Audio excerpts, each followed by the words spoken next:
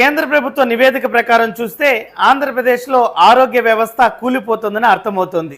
ఎందుకంటే గ్రామీణ ప్రాంతాల్లో వైద్యుల కొరత, ఆరోగ్యశ్రీ బిల్లుల చెల్లింపులలో అలసత్వం, ఆసుపత్రులలో పరికరాల లేమి ఇవన్నీ కూడా కూటమి ప్రభుత్వ వైఫల్యాలకి బలమైన సాక్ష్యాలుగా ఉన్నాయి.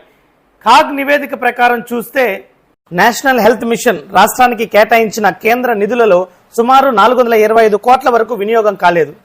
ప్రాథమిక ఆరోగ్య కేంద్రాలు మరియు గ్రామీణ హెల్త్ సెంటర్లలో 20 నుంచి 25% వరకు వైద్యుల పోస్టులు ఖాళీగా ఉన్నాయని నివేదిక తెలిపింది. రాష్ట్రంలో వైద్యుల ఖాళీలు గణనీయంగా ఉన్నాయని పేర్కొంది.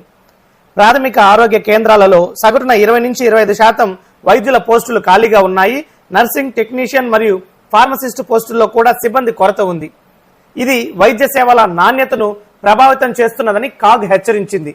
దీనితో పాటుగా కాగ్ రాష్ట్ర ప్రభుత్వానికి కొన్ని సిఫార్సులను కూడా చేసింది. ఆరోగ్య రంగంలో క్యాపిటల్ ఎక్స్పెండిచర్, భవనాలు, పరికరాలు పెంచాలి. ఆరోగ్యశ్రీ, ఎన్హెచ్ఎం వంటి పథకాల ఆడిట్, మానిటరింగ్ వ్యవస్థ బలోపేతం చేయాలి. వైద్య సిబ్బంది ఖాళీలను వెంటనే భర్తీ చేయాలి. పరికరాల కొనుగోలు, వినియోగంలో సమన్వయాన్ని పెంచాలి. గ్రామీణ ఆరోగ్య సేవలపై ప్రత్యేక దృష్టి పెట్టాలి.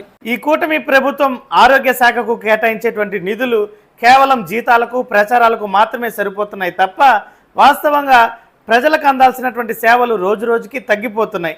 గత జగన్మోహన్ రెడ్డి గారి ప్రభుత్వం ఆరోగ్య శాఖలో తీసుకొచ్చినటువంటి బలమైన అభివృద్ధిని కూటమి ప్రభుత్వం కొనసాగించకుండా ప్రజల ప్రాణాలతో చెలగాటమాడుతుంది.